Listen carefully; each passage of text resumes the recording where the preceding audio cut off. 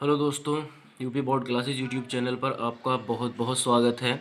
आज हम UP board class 12th NCERT के चैप्टर 2 प्रतिलोम त्रिकोणमितीय फलन को देखेंगे, समझेंगे।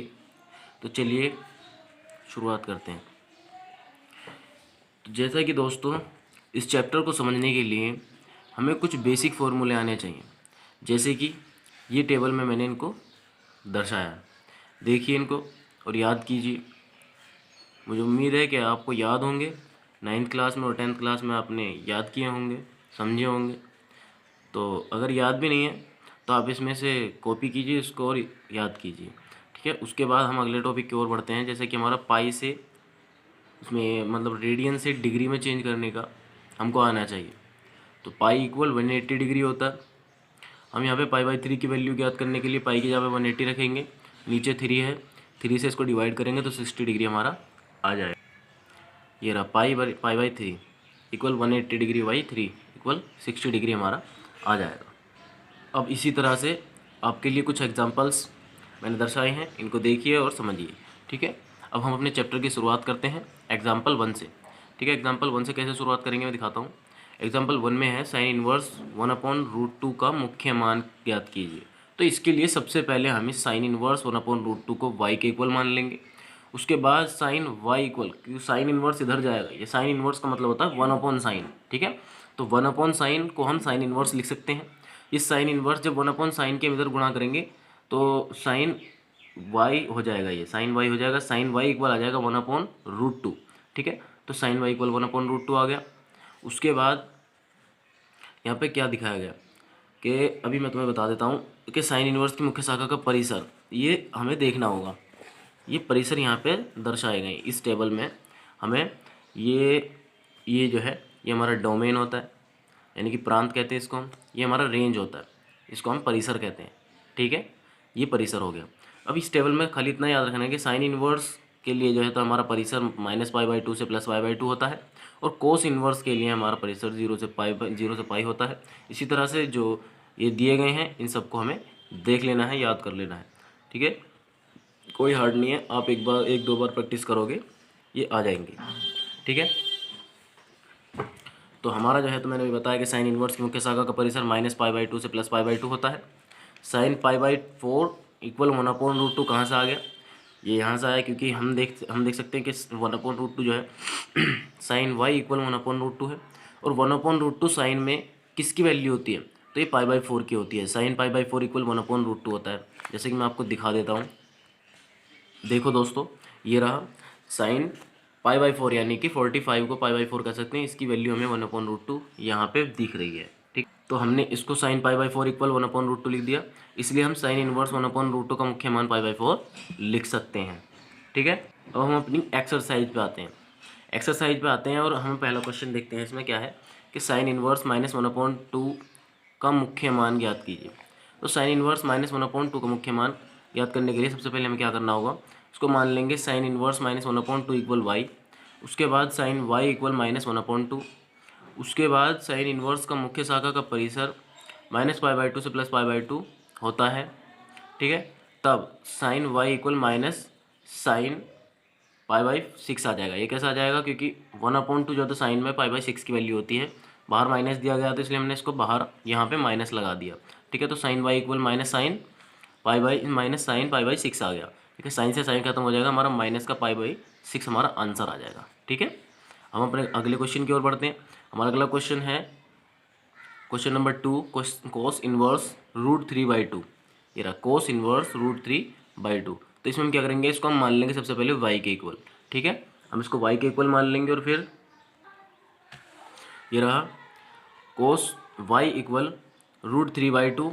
उसके बाद कोस इनवर्स की मुख्य शाखा का परिसर 0 से पाई होता है, इसलिए कोस y बराबर कोस π/6 आ जाएगा। कोस y बराबर कोस π/6 आ जाएगा, क्योंकि √3/2 कोस π/6 की वैल्यू होती है कोस में, ठीक है। अब कोस इनवर्स √3/2 का मुख्य मान में ज्ञात करना है, तो देखो ये इस कोस से ये कोस खत्म हो जाएगा और y इक्वल π/6 आ जाएगा। हमारा ये π/6 आंसर आ गया, ठीक है। उसके बाद क्वेश्चन नंबर 3 है। क्वेश्चन नंबर 3 क्या है? कोसेक इनवर्स 2, ठीक है। इसका मुख्य मान ज्ञात करना है। इसका मुख्य मान ज्ञात करने के लिए हमें कोस इनवर्स 2 इक्वल वाई रखना होगा। तो कोसेक कोसेक वाई इक्वल हमारा 2 आ जाएगा, और कोसेक वाई इक्वल 2 आ जाएगा। तो कोसेक इन्वर्स की मुख्य शाखा का परिसर 0 -π/2 से +π/2 -0 होता है, इसलिए कोसेक वाई इक्वल कोसेक π/6 रख सकते हैं, क्योंकि 2 जो है तो ये π/6 की वैल्यू होती है कोसेक में। ठीक है, आपको वैल्यूज़ याद करना बहुत ही ज़्यादा ज़रूरी है, वो आपको बिल्कुल आने चाहिए, तभी ये क्वेश्चन सॉल्व हो पाएंगे। ठीक है, तो आप पहले उस टेबल को याद कर लीजिए। ठीक है, आगे क्वेश्चन के अब देखो, हमारा ये y इक्वल π/6 हमारा आंसर आ जाएगा इससे, क्योंकि कोसेक से कोसेक खत्म हो जाएगा। ठीक है, अब हम अपने अगले क्वेश्चन की ओर बढ़ते हैं। हमारा अगला क्वेश्चन है tan -√3, इसका मुख्य मान ज्ञात करना। इसका मुख्य मान ज्ञात करने के लिए हम इसको सबसे पहले tan इनवर्स -√3 को एक y के इक्वल रखेंगे, और y के इक्वल रखने के बाद tan y इक्वल -√3 कर देंगे, क्योंकि हमारा मैंने अभी समझाया है कि tan इनवर्स जो है तो वो 1/10 के इक्वल होता है। तो tan इनवर्स बराबर 1/10। तो मैं आपको 1 मिनट बता देता हूँ।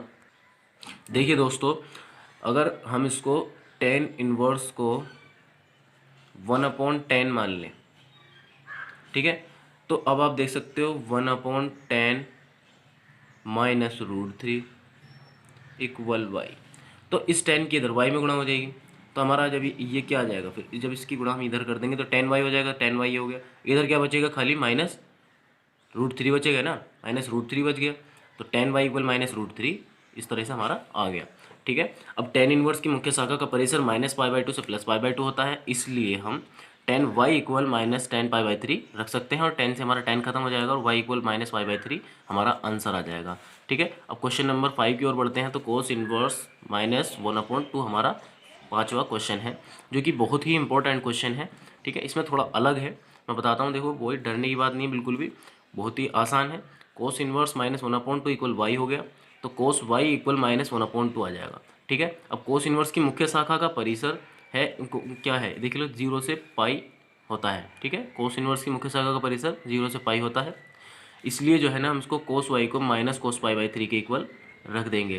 ठीक है, यहाँ पे रख दिया हमने इसको, और आगे जो है तो कोस वाई इक्वल हमारा कोस पाई -π/3 इसलिए लिया हमने, क्योंकि कभी भी हमारा कोस जो है तो माइनस में नहीं होता है, वो पॉजिटिव होता है, तो इसलिए हम जो है तो कोस वाई इक्वल कोस पाई -π/3 कर देंगे। और जब हम इसकी इस 3 से इसमें गुणा करेंगे, यानी कि एलसीएम वगैरह लेके, तो 3 एकम 3 -1, तो 3 में से ही जाएगा तो 2 बचेंगे, तो 2π/3 हमारा यहाँ पे ये आंसर आ जाएगा इस तरीके से। ठीक है दोस्तों, तो दोस्तों अगला क्वेश्चन है हमारा क्वेश्चन नंबर 6, tan इनवर्स -1। तो tan इनवर्स -1 को हम सबसे पहले y के इक्वल रखेंगे, और फिर tan y इक्वल -1 कर लेंगे। तो tan इनवर्स की मुख्य शाखा का परिसर हमें मालूम है कि -π/2 से +π/2 है, इसलिए हम tan y को -10π/4 के इक्वल रख लेंगे। उसके बाद 10 से हमारा 10 खत्म हो जाएगा, और y इक्वल -π/4 आ जाएगा। ठीक है दोस्तों, अभी देखो -1 से हमने देखो -1 से -10π/4 रख दिया डायरेक्ट। क्यों रख दिया, क्योंकि हम जानते हैं कि 1 जो है ना 10 में π/4 की वैल्यू होती है, तो 10π/4 आ जाएगा। ठीक है, इसलिए हमारा y बराबर -π/4 आंसर आ गया। अब हम क्वेश्चन नंबर 7 की बात करें, तो क्वेश्चन नंबर 7 में सेक इनवर्स 2/√3 का हमें मुख्य मान ज्ञात करना है। इसके लिए हमें सेक इनवर्स 2/√3 इक्वल y रखना होगा, और सेक y इक्वल 2/√3 रखना होगा। उसके बाद सेक इनवर्स की मुख्य शाखा का परिसर 0 से पाई -π/2 होता है। ठीक है, अब हम ये देखो, अब अगले क्वेश्चन उस पे पेज पे आ गए। ठीक है, इसलिए हम सेक y इक्वल सेक π/6 रख देंगे। ठीक है, उसके बाद हमारा y इक्वल π/6 आंसर आ जाएगा। अब क्वेश्चन नंबर 8 जो है तो आपका बहुत ही ज़्यादा इंपॉर्टेंट क्वेश्चन है 2021 के लिए। तो कोट इनवर्स √3 माइनस माना कोट इनवर्स √3 इक्वल y। ठीक है, और कोट y इक्वल √3 कर देंगे। उसके बाद हमें मालूम है कि कोट इनवर्स की मुख्य शाखा का परिसर 0 से पाई होता है, इसलिए हम कोट y इक्वल कोट π/6 कर देंगे। हमारा कोट से कोट खत्म हो जाएगा, और y इक्वल आपका आंसर π/6 आ जाएगा। ठीक है, अब क्वेश्चन नंबर हमारा 9 क्या है, क्वेश्चन नंबर 9 है कि कोस इनवर्स -1/√2 का मान ज्ञात कीजिए, यानी कि मुख्य मान ज्ञात कीजिए। तो माना कोस इनवर्स -1/√2 इक्वल y, उसके बाद कोस y इक्वल -1/√2। कोस इनवर्स की मुख्य शाखा का परिसर 0 से पाई होता है। ठीक है, इसलिए कोस y equal cos minus pi by 4 आ जाएगा, क्योंकि 1/√2 जो है तो कोस में पाई बाई 4 की वैल्यू होती है, बाहर माइनस है, इसलिए हम cos pi by 4 minus pi by 4 कर देंगे। और मैंने बताया जैसा कि कोस माइनस में नहीं होता है, तो cos y equal cos pi minus pi by 4 कर देंगे, और 4 से हम इसके इधर मल्टीप्लाई करेंगे, फिर उसको माइनस करेंगे तो 4, ये हमारा 3 पाई बाई 4 आ जाएगा। तो cos y equal cos 3 pi by 4, cos से कोस खत्म, तो हमारा वाई इक्वल 3 पाई बाई 4 आ जाएगा। बहुत ही इंपॉर्टेंट क्वेश्चन है, इसको अच्छे तरीके से आप कर लीजिए, ठीक है। अभी क्वेश्चन नंबर 10 की ओर बढ़ते हैं। तो क्वेश्चन नंबर 10 है हमारा कोसेक इनवर्स माइनस √3। तो cosec inverse minus √3 equal y आ जाएगा। कोसेक वाई इक्वल माइनस √3 आ जाएगा, √2 यानी कि √2 सॉरी दोस्तों, √2 cosec inverse minus √2 equal y है, और कोसेक वाई इक्वल माइनस √2 आ जाएगा, ठीक है। ये आ गया कोसेक वाई इक्वल माइनस √2। उसके बाद कोसेक इनवर्स की मुख्य शाखा का परिसर माइनस पाई बाई 2 से प्लस पाई बाई 2 माइनस 0 होता है, ठीक है। अब देख लीजिए आप, कोसेक वाई इक्वल हमारा कोसेक पाई बाई 4 आ गया, वो भी माइनस का, तो कोसेक से कोसेक खत्म हो जाएगा और y equal minus pi by 4 आ जाएगा। अब क्वेश्चन नंबर 11 क्या है हमारा, tan inverse 1 plus cosec inverse minus 1/2 plus sine inverse minus 1/2। अब इसका मुख्य शाखा हमें जो है ना, इनके मान निकाल कर इनको इसी सीरीज में रख कर हमें आंसर ज्ञात करना है। तो सबसे पहले हम टेन इनवर्स का निकालेंगे, उसके बाद कोस इनवर्स का निकालेंगे, उसके बाद हम अपने साइन इनवर्स 1/2 का निकालेंगे, ठीक है। देखिए टेन इनवर्स 1 का निकालते हैं, तो टेन इनवर्स 1 बराबर वाई, उसके बाद tan y equal 1, tan y equal tan pi by 4, क्योंकि 1 जो है तो पाई बाई 4 की वैल्यू होती है 10 में, तो 10 पाई बाई 4 रख दिया। अब 10 से 10 खत्म, वाई बराबर पाई बाई 4, ठीक है। Cos inverse minus 1/2 equal y आ जाएगा, और cos y equal minus 1/2, cos y equal हमारा कोस माइनस पाई बाई 3 आ गया। उसके बाद कोस वाई बराबर, हमें बोला कि माइनस में नहीं होता है कोस, तो इसलिए हम इसको पाई माइनस पाई बाई 3 कर देंगे, और हमारा ये वाई बराबर 2 पाई बाई 3 आ जाएगा।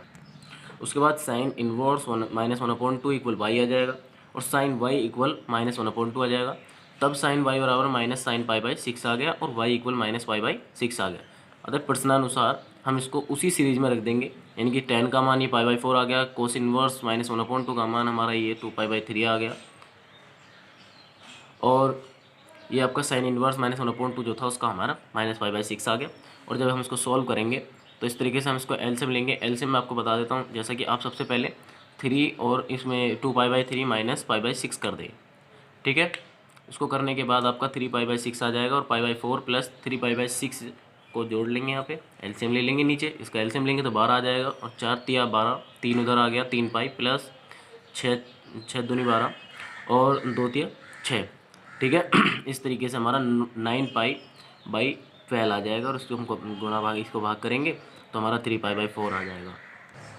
क्वेश्चन नंबर 12 की बात करें तो cos inverse 1/2 plus 2 sine inverse 1/2, हमें यहाँ पे इसकी वैल्यू याद करनी है। तो सबसे पहले हम कोस इनवर्स 1/2 की वैल्यू याद करेंगे, तो इसके लिए हमें कोस इनवर्स 1/2 इक्वल वाई, और cos y equal 1/2, cos Y बराबर कोस पाई बाई 3, और वाई बराबर पाई बाई 3। उसके बाद दोस्तों कोस साइन, यहाँ पे साइन इनवर्स 1/2 इक्वल वाई आ जाएगा, और साइन वाई इक्वल 1/2 आ जाएगा। साइन का निकाल लें, अब अगला जो था उसमें प्लस में साइन जो था उसका निकाल लें, ठीक है। Sine y equal sine pi by 6 आ जाएगा, और वाई इक्वल पाई बाई 6 आ जाएगा। उसके बाद हम इसको उसी तरह से जैसे पिछला क्वेश्चन किया था उसको सीरीज में रखा था, इसी तरीके से प्रश्नानुसार रखेंगे, तो pi by 3 plus pi by 3 equal 2 pi by 3 हमारा आंसर आ जाएगा। Thanks for watching, please subscribe and video को लाइक करो सर। अगर पसंद आया हो तो वीडियो को